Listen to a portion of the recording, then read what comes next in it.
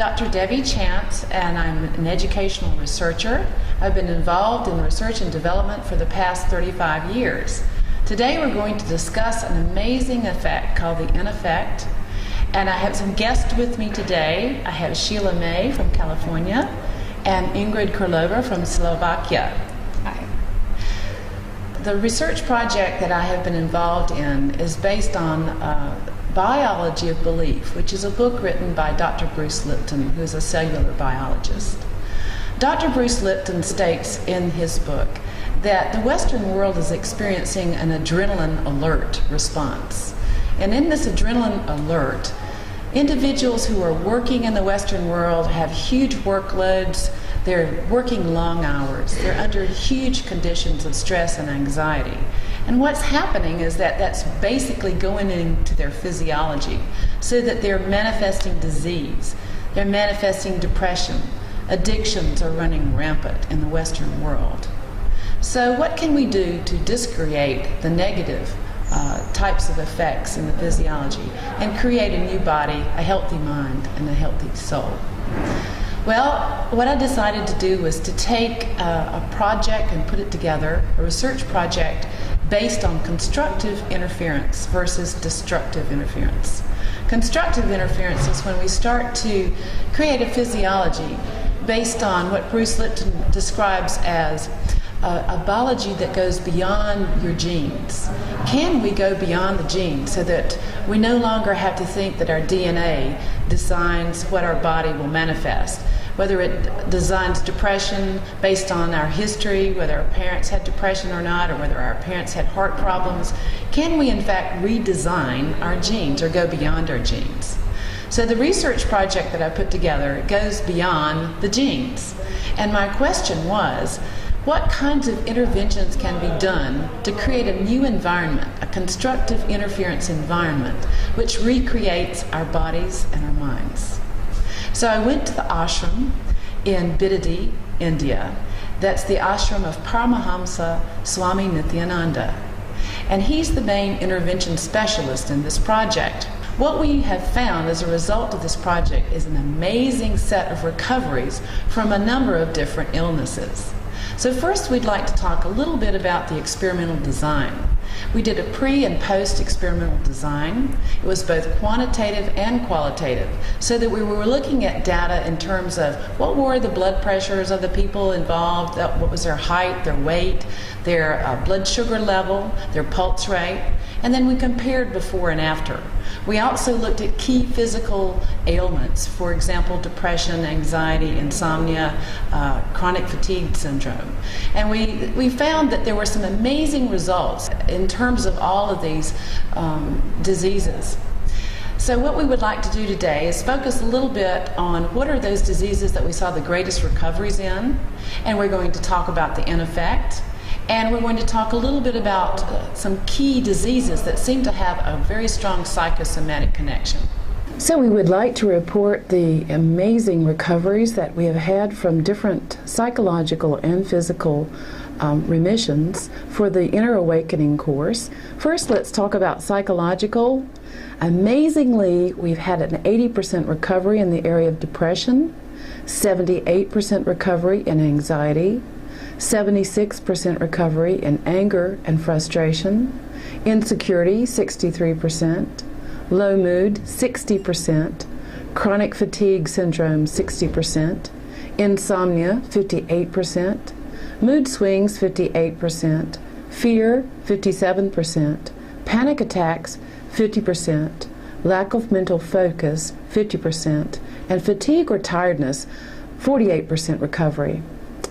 Now in the area of the physical recoveries, we start with a whopping, amazing 100% recovery in the area of fibromyalgia, 75% in rheumatoid arthritis, 75% recovery in allergies, 75% recovery in asthma, digestive problems, 67% recovery, chronic headaches, 67% recovery, eating disorder including bulimia and anorexia, 60% recovery, back pain, 58% recovery, heart palpitations, 50%, chronic pain, 50%, high blood pressure of 50% recovery, poor circulation 44% recovery, tinnitus or ringing of the ears 33% recovery, osteoarthritis 33%, chronic migraines 33%, sciatica 20%, and eyesight 9%.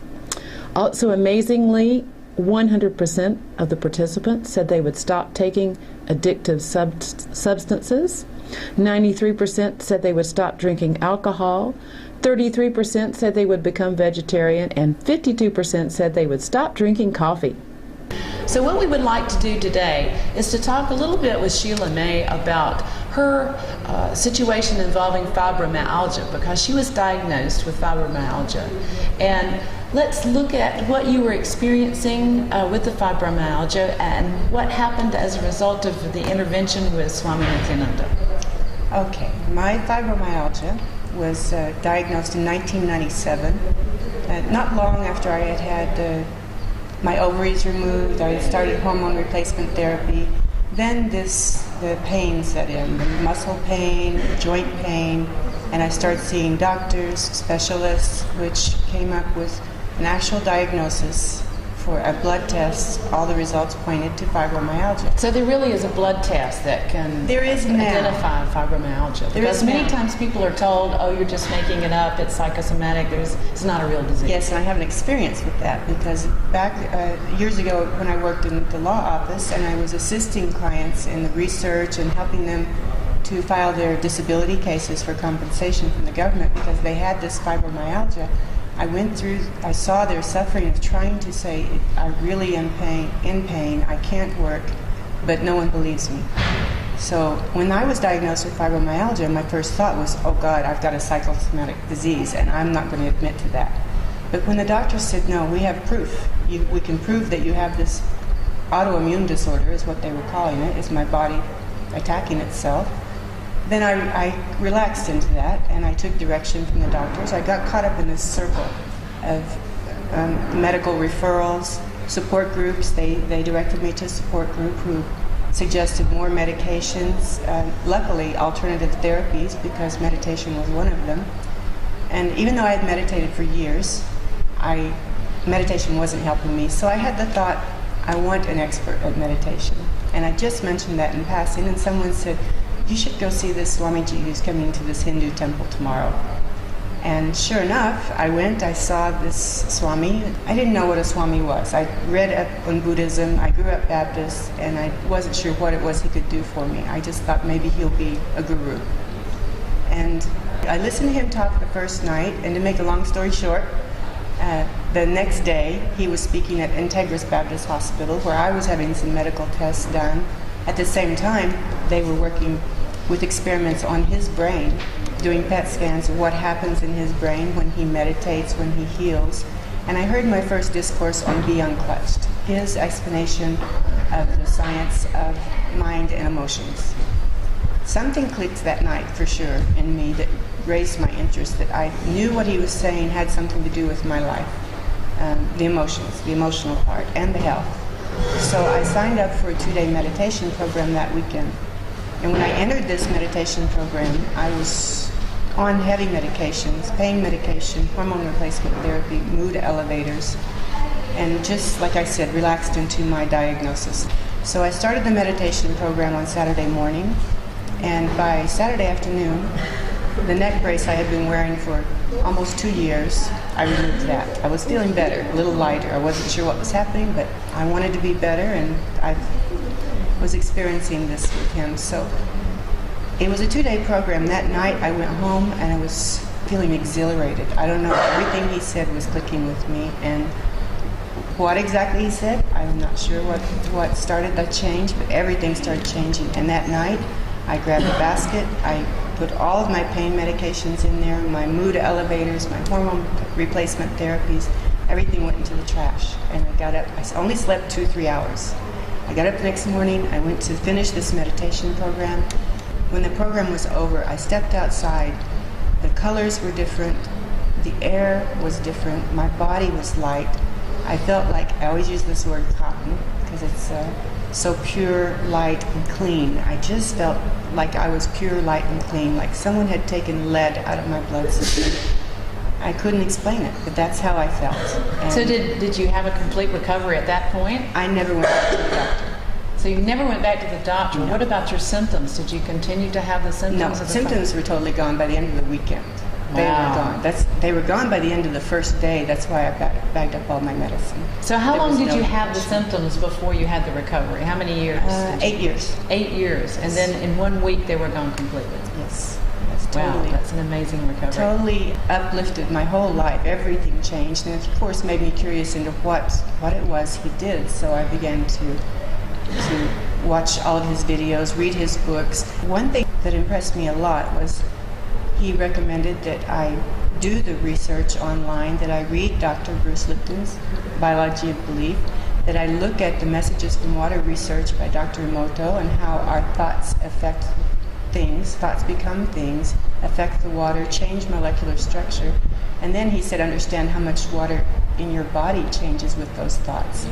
So he just said all the right things to encourage me to heal. It all started there. So do you think it was you and a self-fulfilling prophecy in terms of you healing yourself, or do you feel that it was him and the fact that he was able to stimulate some kind of energetic field within you, or to go beyond your epigenealogy to stimulate you into health? Not only did he stimulate that, but he started showing me or reminded me that this automatic intelligence is there. And he has it. He's able to awaken it in you. And it's just being in his presence, even though you think, I can't take the responsibility for this, I'm not smart enough, I don't know what's going on. Being in his presence, it just starts happening. And you just can't deny the change. You have to. That's why I say only the words can kind of express what I felt. Experiencing that, being in his presence, and just saying, I have no power over this. Suddenly it starts happening. So I know it's his energy because I felt it, I experienced it. And then I had a pause, 3 or 4 months without him, and watched my life change, and I thought, I need to do that again. So I had to revisit him, be in his energy field again, just to see if that was the energy I was feeling, and sure enough, it all happened in a bigger way. So did the symptoms come back after you were away from him for a while? No, I actually have not been to the doctor at all since I met him in 2006, except for a back injury, which I had to. Okay, so it was a complete remission. Complete, and plus I started actually, when I learned the science of chakras and the energies and what is happening with emotions, if I did feel some disease in my system, because I'm locked up with an emotion, I learned to trace that back and see maybe what emotion is affecting my life right now, what's dragging me down, what's bringing me down, and when I spotted it and looked at it with awareness, it just seems to lift. You seem to heal on your own. So Nithyananda basically says that your thoughts create your reality. Yes. So basically, your thoughts, you started to manipulate those variables, those newfound tools, so that you started to recreate your thoughts based on constructive patterns of thought versus destructive. He gives us the choice. It's your choice. I mean, you can choose. And like I said before, I didn't want to be responsible for the word psychosomatic, or I'm just imagining this. But when you understand that it's not so much your imagination, but you're choosing this health, and you have power over that, then it all changes. Wow, that's great. Thank you so much for sharing that. So it's amazing to see that this enlightenment effect, can recreate the physiology so that it starts to become a radiating physical and psychological feature of health and vitality. How does this happen, and what is the actual process that goes into the individual as an intervention through Swami Nithyananda? So we're going to talk with Ingrid a little bit about the in effect, and it's a very deep subject. It's something that I'm still trying to figure out totally for myself. So the same here, actually. Yeah. What are your ideas about the in effect, and how do you think it's created? Well, see, when we hear stories about miraculous healings like Sheila's, we all think that it's some kind of a coincidence and we don't apply. We can't reach that.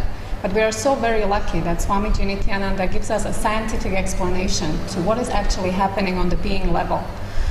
Human beings have 3 parts. We are body, mind, and soul, and they are connected. And also, we are not an island. Swamiji says we are not an island as we think. We are all connected, the whole universe. And the beautiful explanation he gave us not too long ago is how we create our life and our reality, including our health, emotional balance, and our spiritual life. And what he said is that the cosmos, the way it exists, and whatever happens in the cosmos, it reflects on all of us. So whatever happens in the cosmos, including in all of us, we're all affected by that. So, for example, the planets, let's say the macrocosm, whatever happens in the cosmos, it reflects on our neurobiology. So actually our brain reflects part of happening in the cosmos. And then, based on our neurobiology, we create our biomemory. Biomemory are memories that are engraved in our body. They create blockages. It's energetic blocks in our system. And how that works, Swamiji says that whatever happens in the cosmos is reflected on our neurobiology, and we have 50% chance to change how it reflects on our brain. So half of that we can't change. The happenings in the cosmos are there. But 50% of that we can change how our brain is going to reflect those happenings. And further, the neurobiology affects our biomemory, our engraved memories, and we have 100% control of our engraved memories. So engraved memories, can you talk a little bit more about what specifically that is? Of course. Let's say you're growing up in a family where your mother is terrified of dogs. You're growing up with her showing this fear of dogs. And then later in your life you get bitten by a small dog. What do you think will happen? You will create a fear of small dogs, and you will try to avoid dogs for all your life. Exactly. It is a blockage that you created based on your experience or on family or social conditionings. You've seen it in your mom, and you've created your reality based on that. So your world is reflecting dogs are bad, and your life is reflecting that, right? And we create those memory blocks in all areas of our life. So this is what Swamiji Nithyananda is saying. We have 100% control over our biomemory. So and our biomemory, let's talk a little bit about specifically defined biomemory. Biomemory is our energetic system. Our body is a mirror. Swamiji Nithyananda says that our body is like a mirror that reflects the consciousness, the ultimate intelligence of the cosmos. And when the mirror is broken or it doesn't reflect the light properly, we have many engrams, we have many engraved memories and blockages in our system. So here's where meditation comes in. We can meditate to dissolve the blockages. But what is the role of an enlightened master? Yes, that's it. That's the key to this, isn't it? The exactly. Like Sheila was saying, in his presence, simply the disease dissolved. And how is that possible? Swami Nithyananda is a being that has all strains of DNA awakened. There are 12 strains, and most human beings have only 2 strains awakened. Well, he's a being that has complete awakening of the brain and the DNA. And when in his presence, the energy he radiates simply awakens. It awakens the same in us. It's a matter of coherence. It's coming to the same frequency. And that's what Sheila experienced in her body. And in fact, as we're looking at the research based on brainwave coherence, when a person is meditating, a lot of research has been done by the Transcendental Meditation Organizations, and you can see this on YouTube, where the patterns in the brain become coherent. We have different waves in the brain. We have the alpha waves, the beta waves, and the gamma waves. The alpha waves are those waves that create a sense of restful alertness. And the gamma waves and the beta waves have more to do with gamma with focus or concentration, and then the beta waves have to do with the restlessness or the type of energy that you need to accomplish a task. When those 3 come together, there's a sense of coherence. Yes. So that you're able to accomplish the task, but you do that accomplishment through the state of restful alertness. With no effort. Exactly. So it just begins to flow. Yes. And that's what happens when actually a group of people comes together. And it's like the experiment with different clocks that have pendulums moving at different speeds. You can notice that within minutes, those pendulums start vibrating or moving in the same frequency. And it's a simple science. The same happens with our brain. Like you said, our brain has patterns of energy of different frequencies. And when we sit together and we meditate, or there is one person whose frequency is aligned, the other brains will simply pick it up, and it's just a matter of coherence. It's an amazing tool to create this effect all over the globe. So what our purpose here is to really focus on the individual in society who can actually rejuvenate and respond to a physical condition and overcome it completely, which we had many course participants do in the Inner Awakening Project this year. But the other aspect is through this in effect, we can create ripples in the environment through our own neurobiological activity and through working or moving together from that area of coherence and spreading coherence throughout the community as well as to the world. So that's what the in effect is all about, to create coherence not only within the individual, but to create it on a group level, group consciousness. And the TM organization has also done a project where they reduced the crime rate by 23% in Washington, D.C., at one of the highest levels of crime rate that had occurred in the United States for a long time. And they showed that this was a very significant improvement in the environment. So what we would like to do is create health and coherence in the world. And through Swami Nithyananda and through all of us working together, I think that will happen very soon. So another thing that basically the whole concept we were talking about confirms is that we are not an island. When a group of people comes into coherence, like Dr. Chance was saying, the whole community can vibrate in the same frequency and it can spread into the nation and then the whole world. We can basically, just by this, create a world full of peace, joy, and health. We can create health, we can create a blissful life in all human beings, and that's what Swami Nithyananda is proving. So melting those engrams or melting those blockages that occur within the physiology, Dr. Bruce Lipton talks about traffic patterns in the brain. And he says that just like a traffic pattern in everyday life, to the degree that that pattern is repeated over and over and over again, then it creates congestion or it creates problems.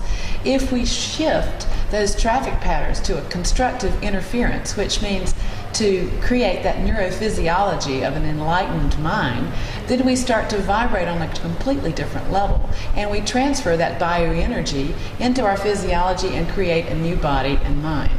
This can happen on the individual level, and it can happen on the group coherence level. So the perfect project now is to create world peace, health, and vitality through brainwave coherence. And for any of you that have a problem with all of this scientific jargon, these words, thinking that you can't do this on your own, you don't quite understand what's being said here, just try attending one of these sessions, these programs with an enlightened master, and see if your health doesn't improve without any effort from you. See if something doesn't happen and adjust in your life just by being in this group consciousness and experiencing this enlightened master. See, the interesting part about this experiment and about this research project is that Swami Nithyananda says that 90% of the recovery is a result of his direct transmission. Only 10% is because of the process. So his direct physical presence is needed to have a very strong, substantial, and permanent feature of constructive interference. Yes, he said you can experience it on a cellular level by watching on the YouTube or by observing a video, but to experience it on the bone marrow level, which is the word that he used to describe this, you need to be in his physical presence. So in terms of my educational research and development over the past 35 years, there is nothing more important to me than to be in the presence of someone who has the ability to create a field of total wellness and healing for both the individual and for the planet.